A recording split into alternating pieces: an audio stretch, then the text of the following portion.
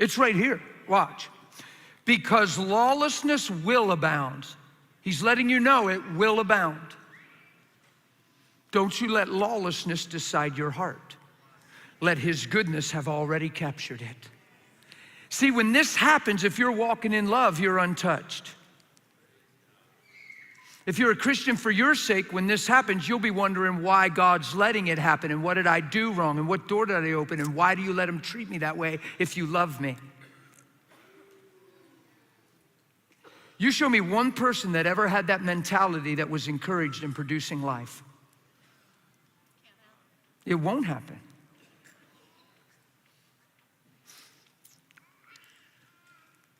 You know the analytical thing I touched a little bit this morning? I have never in my life met a person professing to be analytical that admitted they were blessed and free and filled with God's Spirit. They were always overthinking and struggling and had questions. I've never seen a person confessing, almost priding themselves in being an analytical person that was walking in a confession of blessed. That should be a warning. Yeah?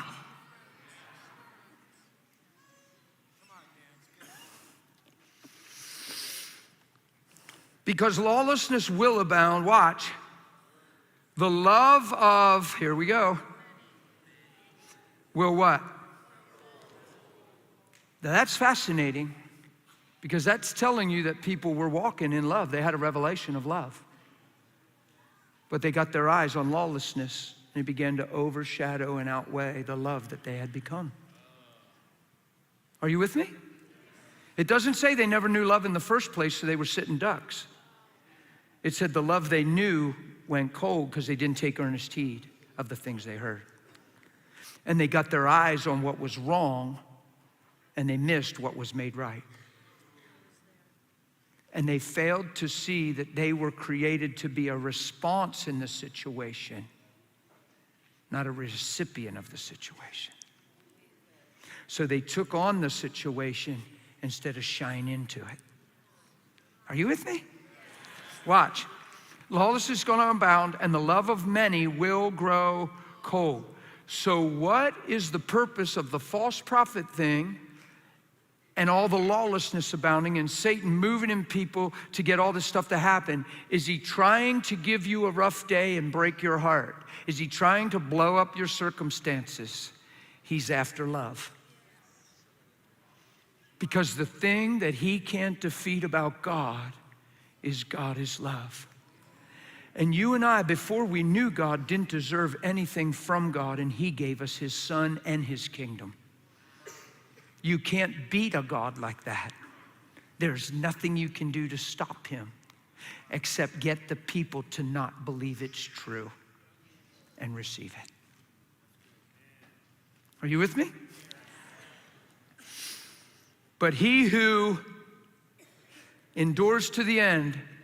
Now I know people read this and freak out and they think, well, aren't we even making it to heaven? It's always about, are we going to heaven? No, you want to make it till the end, write a legacy and bear fruit that remains. You're going to endure to the end and be saved. The word saved there means healed, delivered, protected, preserved, made whole, and kept safe and sound. Yeah? So what do you say we maintain love? I got a vision in my bedroom in about 1999, 2000. It was probably before 2000. I was in my bedroom interceding and praying. I was probably a pastor. It was probably 98, 99. It doesn't really matter. It was way back there. Yeah. I was in my bedroom and I was praying and I was interceding and just praying, being with Jesus. And I had a vision. It wasn't with my eyes open. I had my eyes closed and I was singing and I was praying and this vision unfolded in front of me and I stopped singing and I had music. I had a piano playing just on a CD. It was just flowing and playing and I was just had that flowing and I was just standing there just kind of probably swinging like this and the vision just unfolded. I never opened my eyes. You know what I mean? I saw these corridors that were dark and dingy. There were little lamps, kind of looked like a movie scene when you're inside a whole bunch of caves. that all meet in a big living space and or all come together. And there was little torches at the mouths of the holes. And there was all these black silhouettes and figures. And there was hysteria. It started to unfold that I could hear them. And there was cursings. And they were freaking out. This group was freaking out. And there was a tall figure in the center of the chaos and all the figures and the silhouettes that I was seeing. And he was standing, he was hooded, and he was just standing like this. Silent and motionless. I saw a side view. He was like this. You're in a vision. God's given you understanding. I knew it was hell. I knew it were demons. I knew it was Satan. A newspaper came through the vision.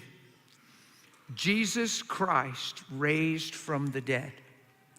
And a big, bold exclamation point passed right through my vision. A newspaper headline, Jesus Christ raised from the dead. And it just went out of the picture. And I could hear hell freaking out, screaming at Satan, "You fool, we should have never followed you. We're finished now. God has brought salvation to men. Men can be filled with God's Spirit. Men can walk in the authority of His name. We are destroyed. We are finished." And they were freaking out because when they saw what they did and their eyes were open and all the scriptures came to light, they were freaking out. And Satan's standing there, and it reminded me of Ziklag and David, and when the town got burned and they took all the women and children and they wanted to stone David, and everybody was freaking out on David, and David had to encourage himself in the Lord. And that's the scene it reminded me of, only it was demons and the devil, and he has authority, and he's the devil, so he was head and shoulders above everybody, and it represented authority, and I knew who he was, and he's hooded the whole time. And all of a sudden he lifted his face, and I saw this figure of a face, and it got a sinister look on it. And he yelled real loud, even though they were all freaking out and they looked like they were turning on him. He said, "Silence!" And they all silence. And he said, "It is true, we played into the hand of God. It is true that we opened the door for salvation to men. It's true that we shed innocent blood, and that blood is now on the mercy seat in God's throne room. It is true that we played into the wisdom of God." He said, "But we do not have to be moved, and we do not have to fret." He said, "We know we can't defeat God, but we know we can defeat them. We have defeated them from the beginning." This is what I heard. Remember Eve? Ha, ha, ha. Remember Adam? Huh. Every man is for himself. Every man lives for himself. God has paid a price for salvation to men, but we can stop it.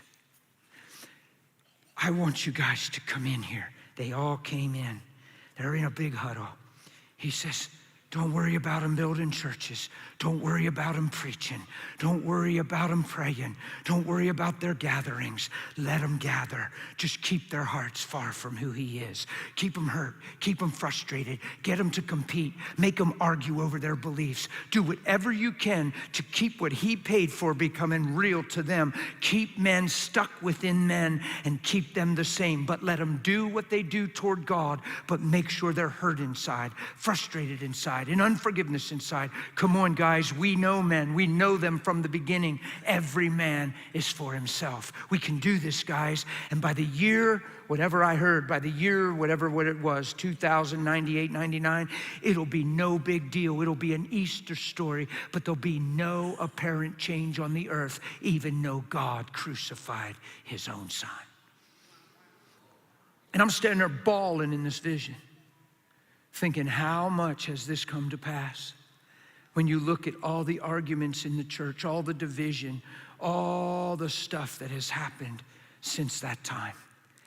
And he huddled them in and he said, we can do this. And it was like a rally before a basketball team or football team. They get somebody in the middle and get everybody fired up, and then they all run out in the field. That's what he was doing. And he said, we can do it, guys, to the four corners of the earth. Keep them blind, keep them deceived, make it all about them. Let their ministries be about what they're doing. Let's let them do it in the name of the Lord, but it's all about them. Keep it. And he was shouting all this stuff. He said, we can do it. And they're like, yeah. And they broke and everything went out the holes, out the caves. And Satan was standing there all by himself, still in that position, shaking his head. And I opened my eyes. And I cried for a very long time. And I asked God for mercy, and I asked God for wisdom. Here's why I told you that vision, I believe.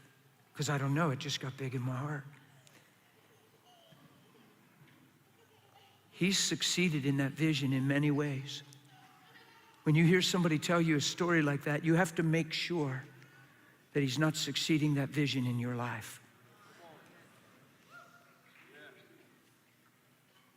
When he says every man loves himself, you have to make sure he's wrong where you're concerned. When he says people don't love God, they need God, you have to make sure, no matter how much he's right, you have to make sure he's wrong where you're concerned. Are you with me? God has done the greatest thing that could be done. And there is innocent blood on the mercy seat of heaven crying out mercy upon men. His blood is speaking better things. So let's go after the better things. Amen? Amen.